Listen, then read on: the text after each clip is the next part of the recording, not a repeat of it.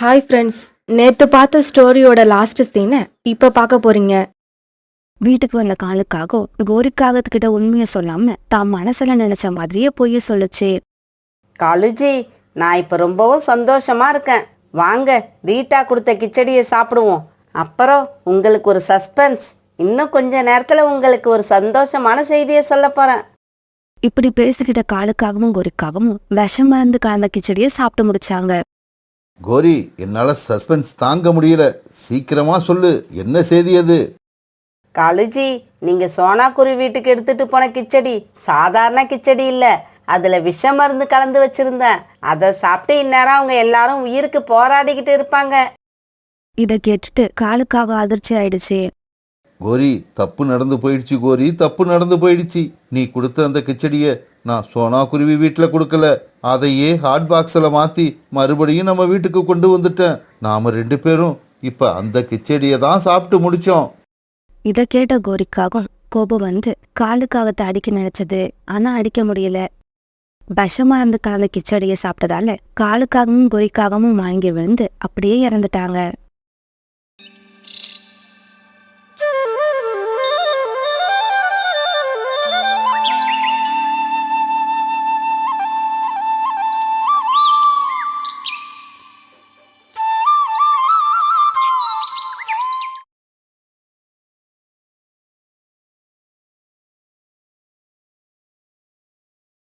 நல்ல ராத்திரி நேரம் அது. காட்டுல இருந்த எல்லா பறவைகளும் தங்களுடைய வீட்டுல தூங்கிட்டு இருந்தாங்க. அந்த ராத்திரி பொழுதுல அந்த கத்துற சத்தத்தையும் அந்த அருவி ஊழையிடுற சத்தத்தையும் தவிர வேற எந்த சத்தமும் கேட்கல. அந்த சமயத்துல ஒரு பறவை தன்னோட காட்டை விட்டு ரொம்ப தூரமா உள்ள ஒரு காட்டுக்கு பறந்து போய்கிட்டு இருந்தது. ரொம்பவும் ராத்திரி ஆயிடுச்சு. இதுக்கு மேல நம்ம தனியா பறந்து போறது அவ்வளவு நல்லது இல்ல. யார் வீட்லயாவது இரவு தங்க அனுமதி கேட்டு அங்க தங்கிட்டு காலையில கிளம்பி போறதுதான் நல்லது. இப்படி நினைச்ச அந்த பறவையோட கண்ணுல ஒரு வீடு தென்பட்டது. உடனே அந்த பறவை அந்த வீட்டு கதவை மெதுவா தட்ட ஆரம்பிச்சது. அந்த வீடு காகங்களுடையது. காலுக்காகவும் கோரிக்காகவும் தங்களோட வீட்டுல படுத்து தூங்கிட்டு இருந்தாங்க. அடுத்தவங்க தூக்கத்தை கெடுக்கிறோமேங்கிற எண்ணமே இல்லாம இப்படி யார் வந்து கதவை தட்டுறது?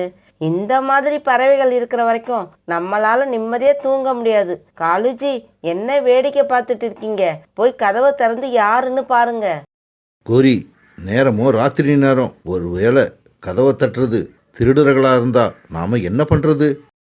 நீங்க சொல்றதும் சரிதான். சரி, நீங்க போய் கதவை திறங்க. நான் இந்த கம்பை எடுத்துக்கிட்டு பின்னாலே வாரேன். பிறகு காலுக்காகவும் போய் கதவை திறந்து பார்த்தது. காகங்களே, நான் ரொம்ப தூரத்துல இருந்து பறந்து வரேன். நான் போய் சேர வேண்டிய இடத்துக்கு இன்னும் ரொம்ப தூரம் இருக்கு. அதனால இன்னைக்கு ராத்திரி நான் உங்க வீட்டுல தங்கறதுக்கு அனுமதிச்சிங்கன்னா நல்லது. யாருக்கு நல்லது? கோரி, கண்டிப்பா நமக்கு நல்லது இல்ல. ஆமா காலுஜி, இப்படிதான் ஆரம்பத்துல இரவு தங்கிட்டு போறேன்னு சொல்லி வீட்டுக்குள்ள வருவாங்க. உடனே குடிக்க தண்ணி கிடைக்குமான்னு கேட்பாங்க. தண்ணி குடிச்சிட்ட கொஞ்ச நேரத்துல சாப்பாடு ஏதாவது இருந்தா கொடுங்கன்னு கேட்பாங்க. இந்த மாதிரி நான் எத்தனை பறவைகளை பார்த்திருக்கேன். இங்க பாரு பறவையே, நாங்களே மற்ற பறவைகளை ஏமாத்தி தான் வாழ்ந்துகிட்டு இருக்கோம். நீ எங்களை ஏமாத்தலான்னு நினைக்கிறியா? போ, உன்ன மாதிரி பறவைகளுக்கெல்லாம் எங்க வீட்டுல இடம் கிடையாது. இப்படி பேசின காலுக்காகவும் கோரிக்காகவும் பிறகு தங்களுடைய வீட்டுக்குள்ள போய் கதவை சாத்திக்கிட்டாங்க. அந்த வீட்டுக்கு பக்கத்துல இன்னொரு வீடு இருந்தது. உடனே அந்த பறவை அந்த வீட்டுக்கு போய் கதவை தட்டுச்சு. அந்த வீடு சோனா குருவியோட வீடு. சோனா குருவி தான் பையன் குக்கு கூட அந்த வீட்டுல வாழ்ந்து வந்துச்சு. கதவு தட்டுற சத்தம் கேட்டு எந்திரிச்ச சோனா பிறகு கதவை திறந்து வெளியில வந்தது. குருவி, நான் ரொம்ப தூரத்துல இருந்து பறந்து வரேன். நான் போக வேண்டிய இடத்துக்கு இன்னும் ரொம்ப தூரம் போகணும். இன்னைக்கு ராத்திரி உன் வீட்டுல தங்க அனுமதிச்சுன்னா காலையில நான் கிளம்பி போயிடுவேன். அக்கா, நீங்க தாராளமா என் வீட்டுல தங்கலாம், உள்ள வாங்க. இப்படி சொன்ன சோனா குருவி பிறகு அந்த பறவைய உள்ள அழைச்சிட்டு போச்சு. உங்க முகத்தை பார்த்தா சாப்பிடாத மாதிரி இருக்கு, இந்தாங்க இந்த தானியங்களை சாப்பிடுங்க. இப்படி சொல்லி சோனா குருவி தாங்கிட்ட அந்த தானியங்களை எடுத்து கொடுக்க அந்த பறவையும் அதை சாப்பிட்டது. பிறகு கொஞ்ச நேரம் பேசிக்கிட்டு இருந்த 2 பேரும் அப்படியே படுத்து தூங்க ஆரம்பிச்சாங்க. மறுநாள் பொழுது விடிஞ்சிச்சு. காலையில கண் வச்ச அந்த பறவை சோனாவோட வீட்டை விட்டு கிளம்ப தயாராச்சு. குருவியே, இந்த விதைய வச்சுக்க. இப்படி சொன்ன அந்த பறவை ஒரு விதைய சோனா குருவி கிட்ட கொடுத்தது. குருவி, இந்த விதைய நீ மண்ணுல புதைச்சி வச்சேன்னா சீக்கிரமாவே ஒரு வாழை மரம் வளர்ந்து வரும். பிறகு நீயும் உன்னோட குழந்தையும் பசி இல்லாம வாழலாம். இப்படி சொன்ன அந்த குருவி அங்கிருந்து பறந்து போயிடுச்சு. பிறகு சோனா குருவி அந்த பறவை சொன்ன மாதிரியே அந்த விதைய தான் வீட்டு வாசல்ல புதைச்சு வச்சது. அந்த பறவை சொன்ன மாதிரியே விதைய மண்ணில புதைச்சு வச்சாச்சு. இப்ப நம்ம உணவு தேட கிளம்பலாம். இப்படி நினைச்ச சோனா குருவி பிறகு உணவு தேட கிளம்பி போச்சு. சோனா குருவி இப்படி விதைய புதைச்சு வச்சுட்டு பறந்து போறத பக்கத்து வீட்டுல இருந்த காகங்கள் 2 பேரும் பாத்துக்கிட்டு இருந்தாங்க. கோரி, சோனா குருவி ஏதோ ஒரு விதைய தன்னோட வீட்டு வாசல்ல விதைச்சி வச்சுட்டு போகுது. ஏற்கனவே இருக்கிற மரங்கள்லே பழங்கள் காய்க்கிறது இல்ல, இதுல புதுசா ஒரு மரம் ரொம்ப தேவைதான். இப்படி கோரிக்காகத்து கூட பேசிக்கிட்டு இருந்த காலுக்காகம் கொஞ்ச நேரம் கழிச்சு மறுபடியும் சோனா வீட்டு வாசல பாக்குறப்ப அதிர்ச்சி ஆயிடுச்சு. கோரி கோரி, சோனா வீட்டு வாசலை பாரு, என் கண்ணை என்னாலேயே நம்ப முடியல. உடனே சோனா குருவி வீட்டை திரும்பி பார்த்த கோரிக்காகத்தோட வாய் ஆச்சரியத்துல 2ஆ பிளந்தது. சோனா குருவி தான் வீட்டு வாசல நட்டு வச்சிருந்த விதை இப்போ ஒரு பெரிய வாழை மரமா மாறி அதுல பழங்களும் காய்ச்சிருந்தது. காலுஜி, எப்படி இது? விதைய இப்பதான் விதைச்சிட்டு போச்சு, அதுக்குள்ள வாழை மரம் வளர்ந்து அதுல பழங்களும் காய்ச்சி தொங்குது. கோரி, இது சாதாரண மரம் இல்ல, ஏதோ மந்திர மரம். வா, அந்த மரத்துக்கிட்ட போய் அந்த அதிசயத்தை பார்த்துட்டு வருவோம். இப்படி பேசிக்கிட்ட காலுக்காகமும் கோரிக்காகமும் பிறகு அந்த வாழை மரத்துக்கிட்ட போனாங்க. இப்படி போனவங்க ஆளுக்கு ஒரு வாழைப்பழத்தை பறிச்சு சாப்பிட ஆரம்பிச்சாங்க. கோரி, இந்த பழம் பெருசாவும் நல்ல சுவையாவும் இருக்கு. இப்படி ஒரு மரம் நமக்கு சொந்தமாயிருந்தா எப்படி இருக்கும்? காலுஜி, என்னோட கணக்குப்படி இந்த விதை ஒரு மந்திர விதைன்னு சோனா குருவிக்கு தெரியாதுன்னு நினைக்கிறேன். அப்படி தெரிஞ்சிருந்தா விதைய விதைச்சிட்டு அது உணவு தேட போயிருக்காது. ஆமாங்கோரி, அதனால இந்த மரத்துல உள்ள எல்லா பழங்களையும் நாம பறிச்சு எடுத்துக்கிட்டு போயிடுவோம்.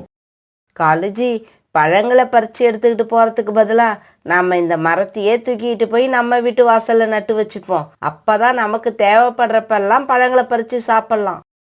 கோரி, உன்னோட யோசனையே தனி. இப்படி பேசிக்கிட்ட காகங்கள் 2 பேரும் அந்த வாழை மரத்தை வேரோட பிடுங்கி தங்களோட வீட்டுக்கு எடுத்துட்டு போனாங்க. இப்படி எடுத்துட்டு போன வாழை மரத்தை தங்களோட வீட்டு வாசல்ல நட்டு வச்சாங்க.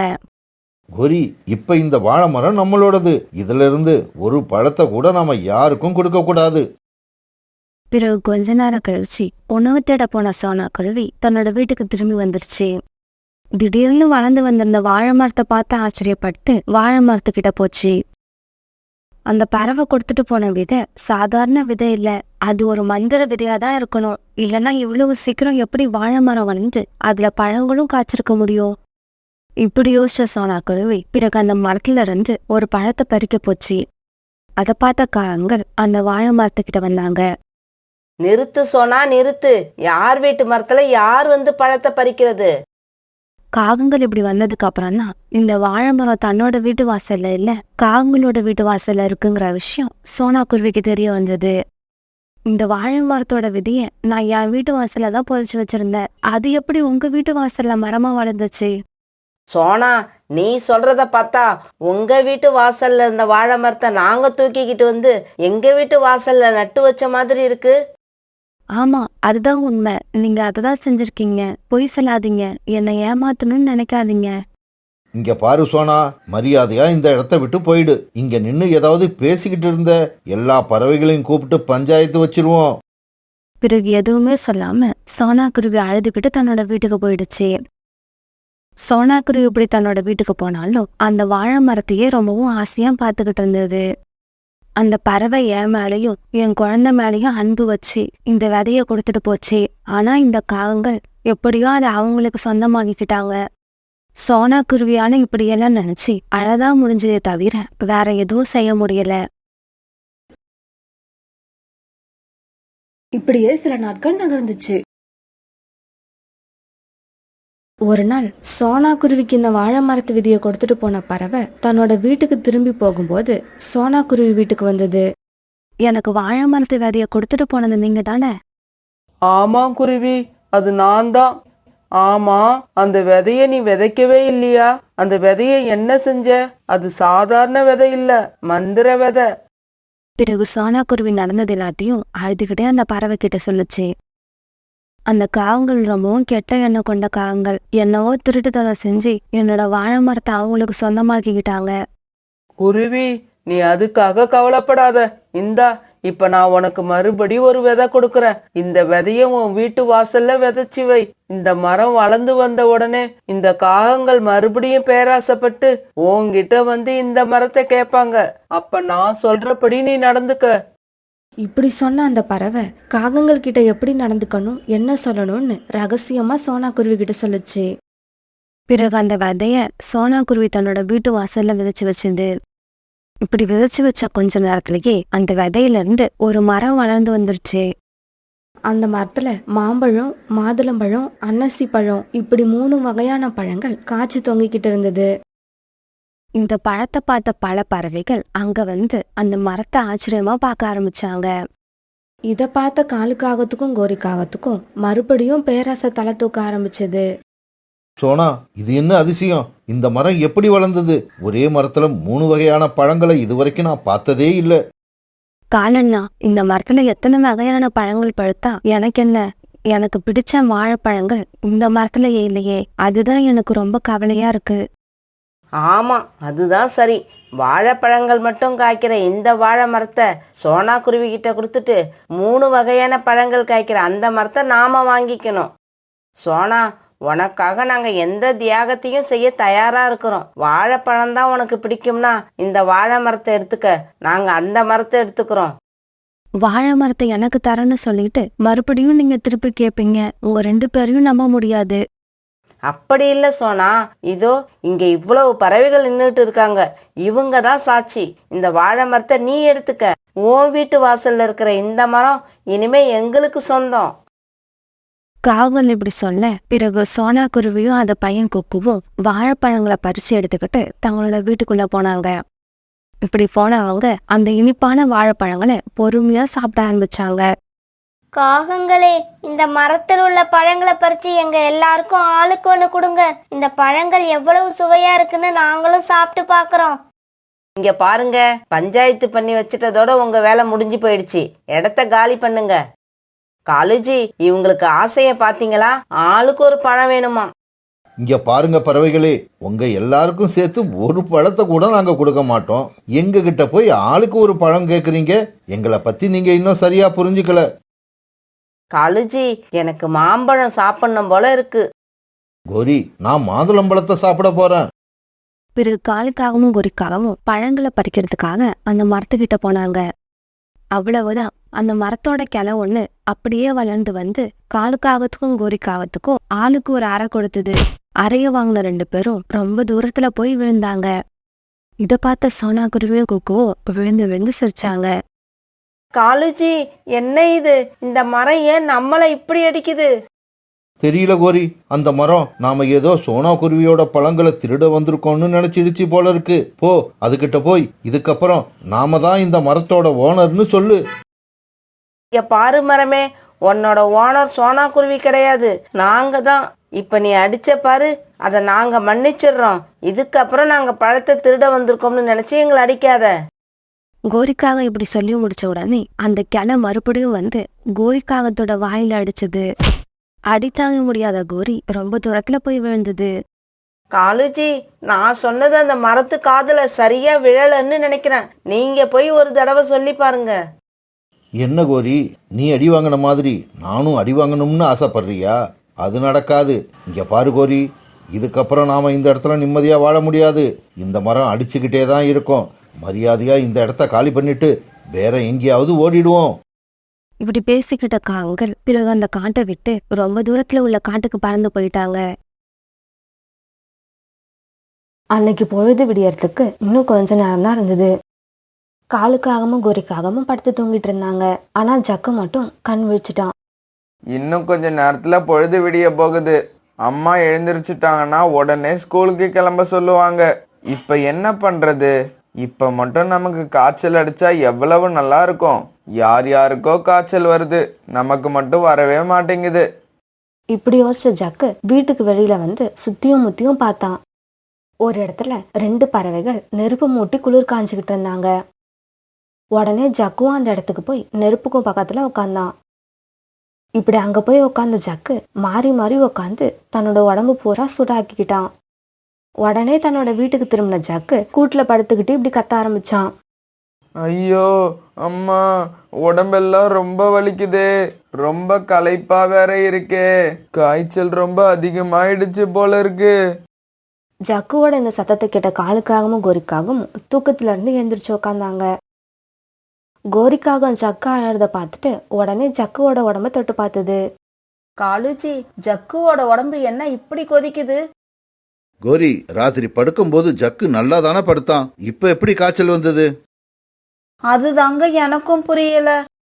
அம்மா பரவாயில்லம்மா, எனக்கு சீக்கிரம் லஞ்ச தயார் பண்ணுங்க, நான் ஸ்கூலுக்கு கிளம்புறேன். ஜக்கு, இவ்வளவு காய்ச்சல் இருக்கிறப்ப நீ ஒன்றும் ஸ்கூலுக்கு போகணும்னு அவசியம் இல்லை, வீட்லயே படுத்து ரெஸ்ட் எடு. கோரி, ஜக்குவுக்கு சாப்பாடு கொடுத்து காய்ச்சலுக்கான மாத்திரையை போட்டுக்கிட்டு படுத்து ரெஸ்ட் எடுக்க சொல்லு. இப்படி சொல்லிட்டு காலுக்காக வெளியில கிளம்பி போச்சு. பிறகு காலுக்காக சொன்ன மாதிரியே கோரிக்காக ஜக்குவுக்கு சாப்பாடு கொடுத்துட்டு பிறகு மாத்திரையை கொண்டு வந்து கொடுத்தது. மாத்திரையை வாங்கின ஜக்கு அம்மா கிட்ட இப்படி பேச ஆரம்பிச்சான். அப்பாடா, நம்ம நினைச்சது நடந்துருச்சு. அம்மா, வெளியில யாரோ கூப்பிடுற மாதிரி இருக்கு, யாருன்னு போய் பாருங்க.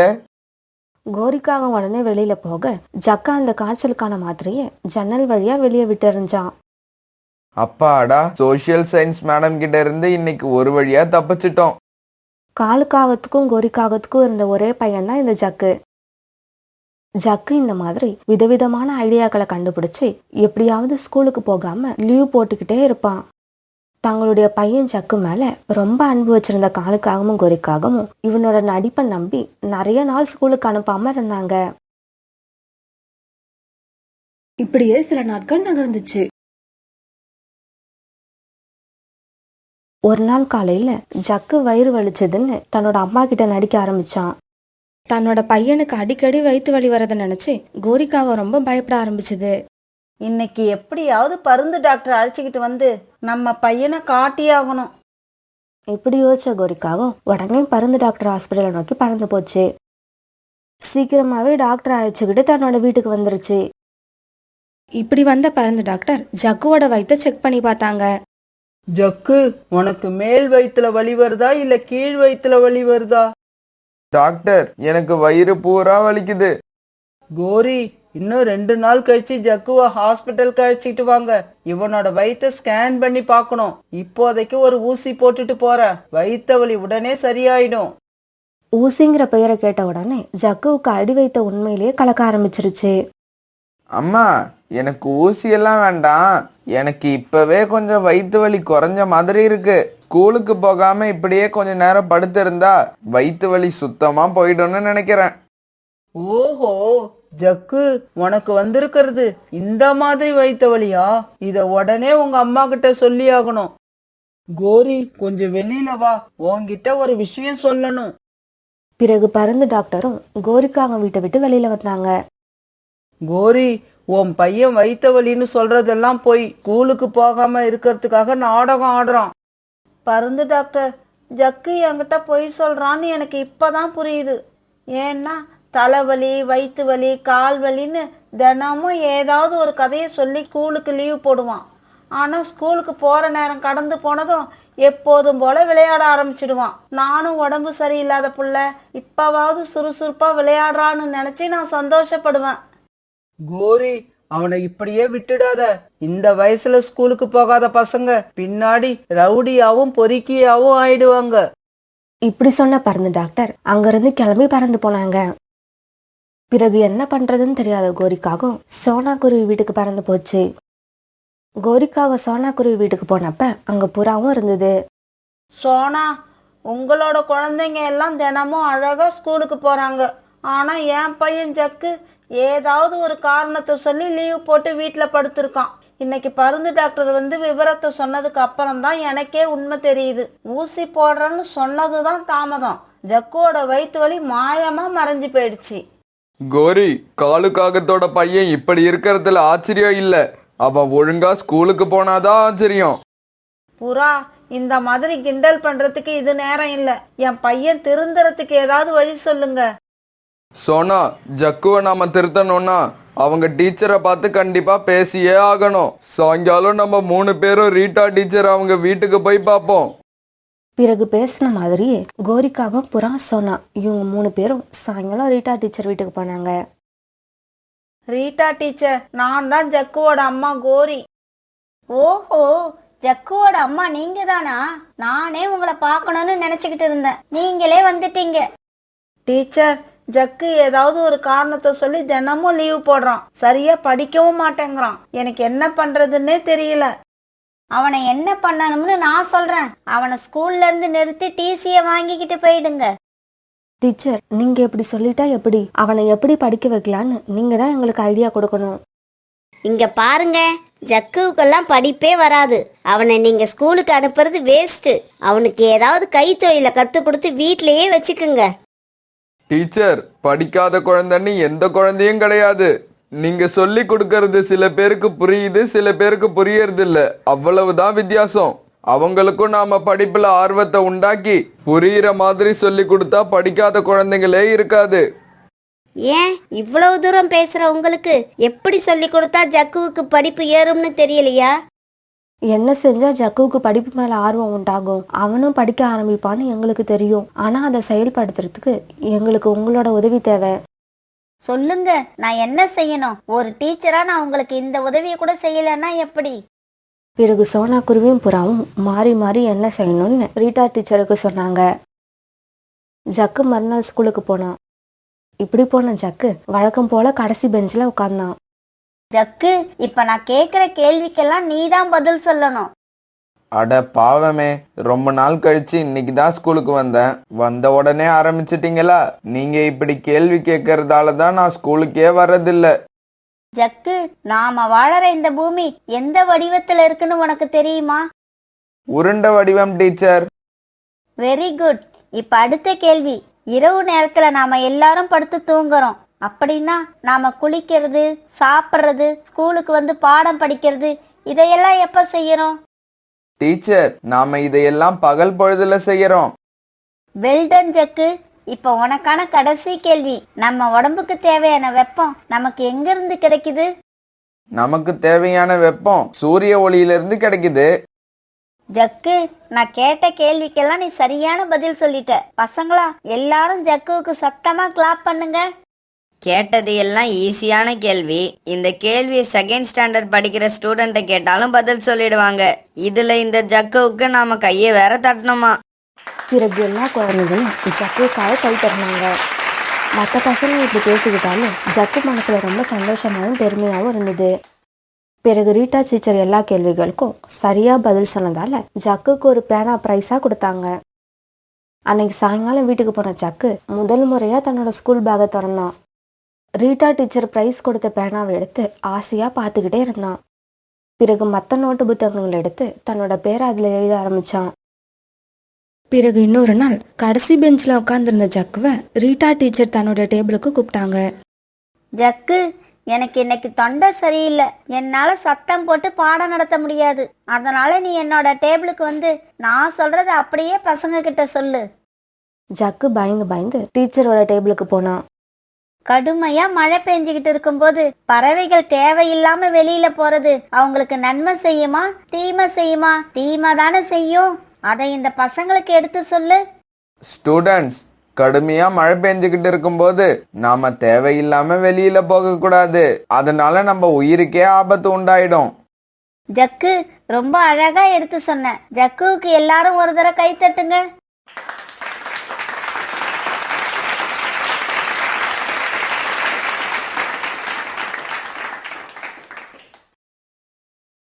இப்படியே சில நாட்கள் நகர்ந்துச்சு.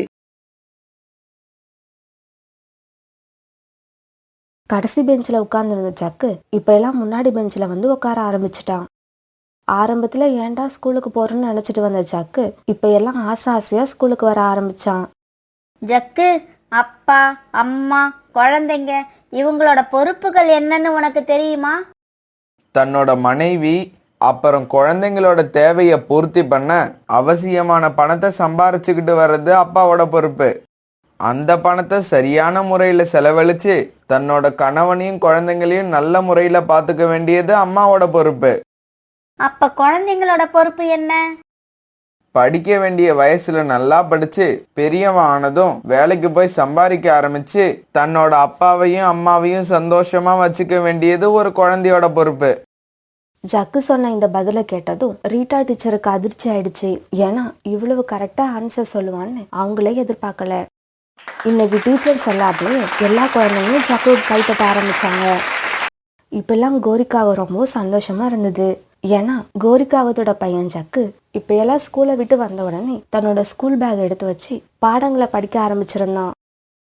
பிறகு ஒரு நாள் கோரிக்காகவும் சோனா குருவி புறா இவங்க 3 பேரும் நதிக்கரையில உட்காந்து பேசிக்கிட்டு இருக்கும்போது அங்க ரீட்டா டீச்சர் வந்தாங்க. ரீட்டா டீச்சர், உங்களுக்கு ரொம்பவும் நன்றி. என் பையன் ஜக்குவை இப்ப நான் படின்னு சொல்றதே இல்ல, அவனாவே படிக்க ஆரம்பிச்சிட்டான். அப்புறம் ஒரு முக்கியமான விஷயம், ஏதாவது ஃபங்க்ஷனுக்கு நான் லீவ் போட சொன்னா கூட அவன் லீவ் போட மாட்டேன்னு சொல்லி ஸ்கூலுக்கு கிளம்புறான். கோரி, நீங்க எனக்கு நன்றி சொல்றது இருக்கட்டும், அதுக்கு முன்னால நான் தான் சோனா குருவிக்கும் புறாவுக்கும் நன்றி சொல்லணும். என்ன ரீட்டா டீச்சர், நீங்க எதுக்காக எங்களுக்கு நன்றி சொல்றீங்க? நீங்க ஜக்குவை படிக்க வைக்கிறதுக்கு தான் ஐடியா கொடுத்தீங்க. ஆனா அந்த ஐடியாவால எந்த குழந்தையா இருந்தாலும் சொல்லி கொடுக்கற விதத்துல சொல்லி கொடுத்தா அவங்களும் படிக்க ஆரம்பிச்சிடுவாங்கன்னு நானும் இப்பதான் கத்துக்கிட்டேன்.